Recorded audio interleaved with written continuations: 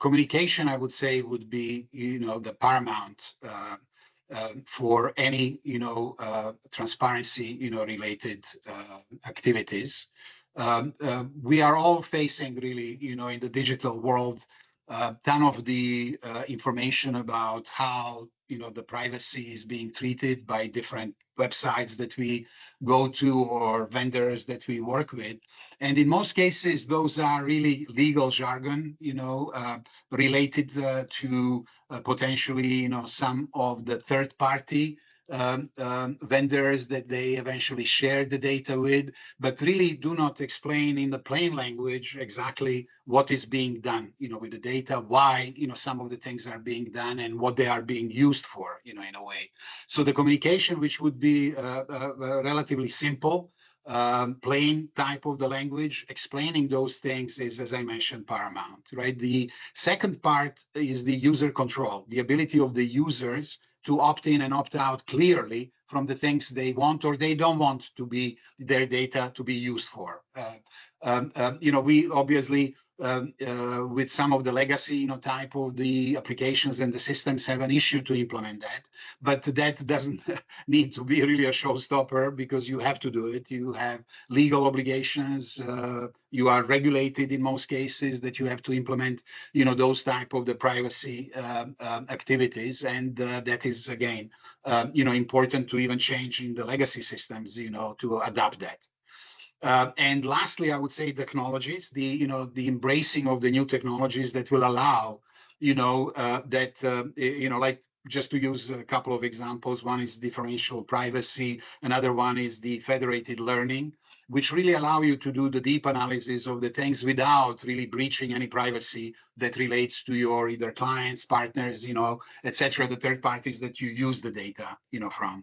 So that plus obviously the data breaches, the transparency, has to be applied also to the data breaches by very precise and clear communication, what happens in the cases of the data breaches. So that's really, related to the first question. So the first root cause, I would say, is obviously rapid pace of technology development or advancement, right? We are, I think, lately witnesses of the really explosion, and the explosion, not just in the use, but in the pace of adoption of the Gen AI, across the board in private lives, as well as in our, corporate or business lives.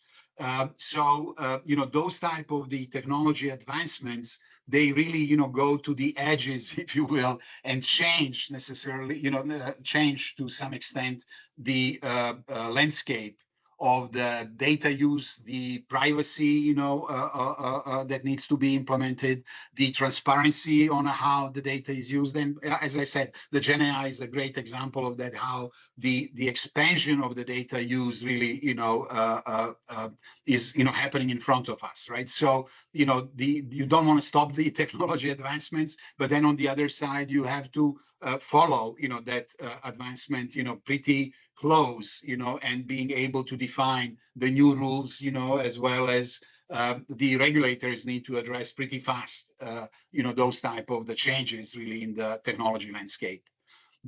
Talking about the regulators, that's another, aspect of the root cause, because those are very complex, more and more.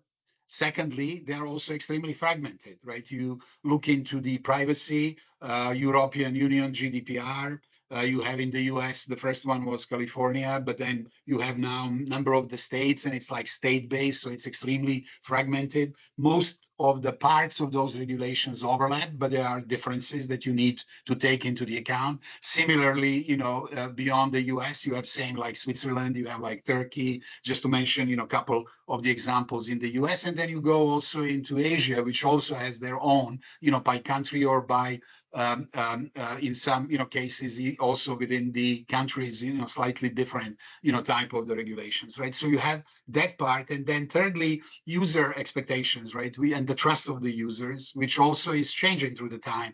If you go back, number of the years when the social media started, not many people were really concerned about how their data is used. But as they went through, the use of the social media, then, they started seeing, some of the things that really, are based on the data and the interactions, that they were involved, and that raised concerns, and that is continuing right now with the AI that expands even more so.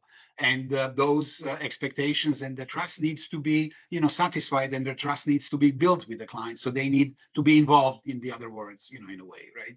So that really, is the second question. Okay. The third question, which is around AI and the privacy.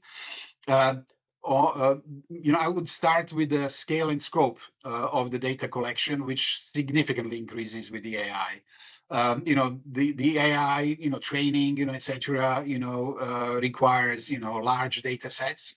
The ability really to train, those models on very large, and broad, set of the data, which has the opposite then effect, like what data is being used for that. Do you have the rights to use that? Who is the owner of the data on one side? On the other side, it also, relates to the ability of the AI to do the deep analysis and to do the pattern recognition, which unfortunately may translate, into profiling and discrimination, practices. So that has to be definitely addressed through the ethical use of the AI. And going back to, the beginning, also, that needs to be clearly communicated, to the users, internal or, external. And then informed consent, from the users. That's really a problem when the AI comes in the game, because it's not very clear in a way how the data is going to be used. In some cases, the models that are being used are black boxes, and you don't know exactly, in a way how it is being used, which again, needs to change and needs to allow for a much more control. But that informed consent becomes really an issue. So clarity, plain language, explaining what it is becomes imperative, in a way. Uh, uh, the fourth question. So if we look into what are the type of the things that should be done, proactively, to address, the transparency, within the privacy, etc. I would say the first would be, to use really the privacy as a part, of the design of the systems, applications, apps, that are being built. So it's like, if I may call it, privacy by design type of the framework, not wait, at the end to try to implement some of the things, but embedded from the beginning. Also, performing regular privacy assessments, and then monitor, and update, modify the things based on the monitoring, in a way. So one is the design, right, being from the beginning. Two is the data, is the governance. Combined, I would say, data and AI, governance. Knowing, the inventory of the data, how the data is classified, sensitivity, PII type of the classification, having the governance roles, clearly defined, the data lifecycle, management, and then on the AI side, obviously, related to, the AI privacy and ethics, that need and have to be, governed. And the third, is the culture, within the firm, right? So fostering education and development of the culture that, includes the privacy, and also, trains the people on the things that they may not, see just based on their day-to-day work, right? So kind of regular training programs, privacy champions, different parts of the organization, and then communication, going back to, the beginning, right? The communication is imperative, in this, right? So those are, the things that, relate to the beyond the checkbox, type of the compliance.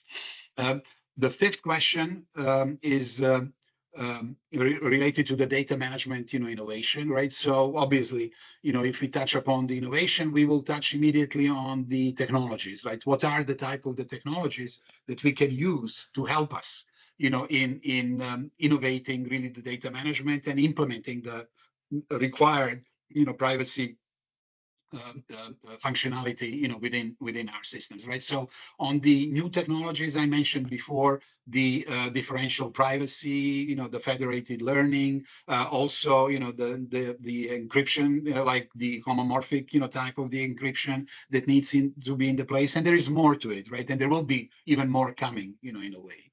The second part would be robust consent management, with the users, right? And being very clear in what consent is asked for, providing that also in a very plain language, not complicating with the legal aspects, continually, because that can be part of the policy, etc., that may be shared. But requesting the consent needs to be very clear, right? And then dynamic, right? The ability to update that consent, through the time, because the client views and needs and requirements may change, through the time. So the consent is the second one, and the third one is leveraging, anonymization and the pseudonymization, in a way, right? Those are effective methods, to deal with the privacy and exclude, if you will, anything that may be really reflected on the individuals, but utilizing some of the data for the analysis, etc., without really getting into the individual type of the information through the PII, etc. Right. Also, I would add the data security and the governance. Obviously, they are key factor, as well, and the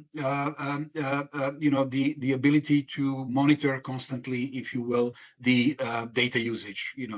Both which data, how it is being used, etc., as well as on the AI side, related to the ethical use, for that data.